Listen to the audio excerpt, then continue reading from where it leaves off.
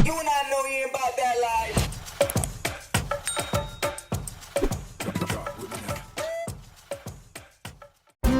Kahit na gaano kahusay ang isang artist ay hindi maiiwasan na magkaroon ng mga problema sa kalagitnaan ng kanilang mga performances.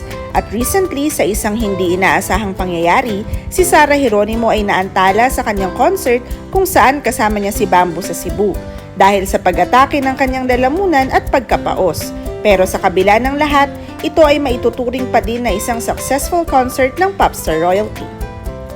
Sa gitna ng kanyang performance, napansin ng audience na may mga parts na hindi siya makakanta ng maayos o di kaya'y pinilit niyang kantahin kahit napawala-wala ang kanyang boses. Ito nga ay nagdulot ng biglang pangamba sa kanyang kalusugan. Pero ang nakakabilib dito ay hindi bumitaw si Sarah hanggang si Bamboo na kasama niya sa concert ay lumapit at tinulungan siyang ituloy ang kanyang kinakanta.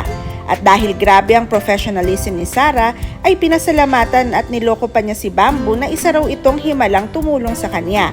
And after Bamboo sang a few lines, tila may himala talaga dahil biglang umokay si Sarah at bumalik ang kanyang boses. Kaya naman bumirit na ito habang kinakanta mismo ang kanyang sariling version ng himala. Marami ang lalo pang nabilib kay Sarah matapos ang nasabing concert.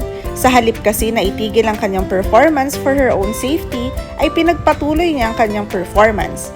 Kahit si Bamboo ay pinakilig ang marami dahil sa pinakita nitong attitude at pag-assist kay Sarah sa pagkanta.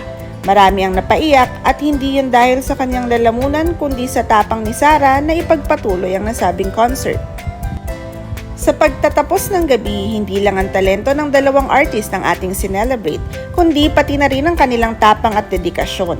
Si Sarah Geronimo at si Bamboo ay naging inspirasyon para sa mga taong nakasaksi ng naging tagumpay na ito.